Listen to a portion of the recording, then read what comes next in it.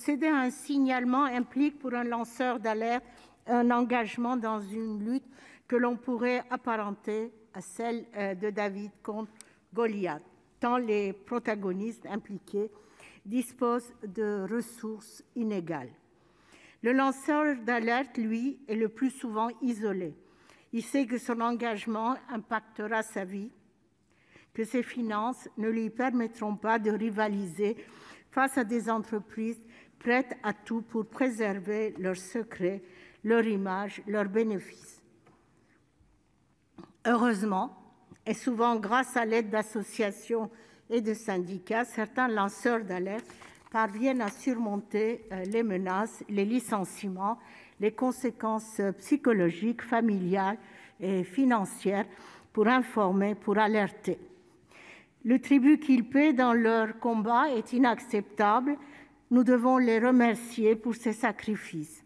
Nous devons maintenant les protéger. C'est ce que nous ferons, je n'en doute pas, en adoptant ce texte. Ainsi, le rôle des facilitateurs sera, grâce à cette loi, enfin reconnu. Les associations et syndicats pourront-ils bénéficier d'une protection indispensable à leur mission d'aide, de conseil et de soutien.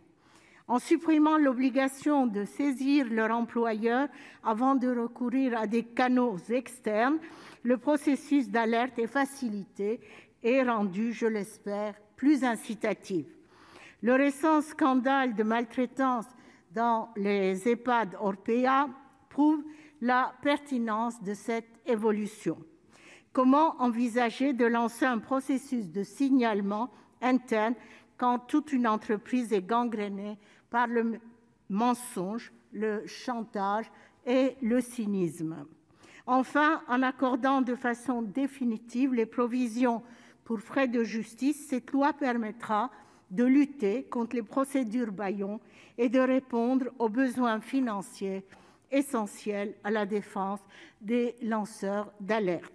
J'espère que les bases solides que pose ce texte, en transportant la directive européenne de 2019, nous permettront, dans un futur proche, d'aller encore plus loin en termes d'accompagnement médical, psychologique et financier des lanceurs d'alerte. Il nous faudra enfin rester vigilants pour la bonne application de cette loi et nous assurer que les moyens accordés à la Défenseure des droits pour mener à bien ces nouvelles prérogatives soient suffisants. Je voterai donc pour ce texte. Je vous remercie.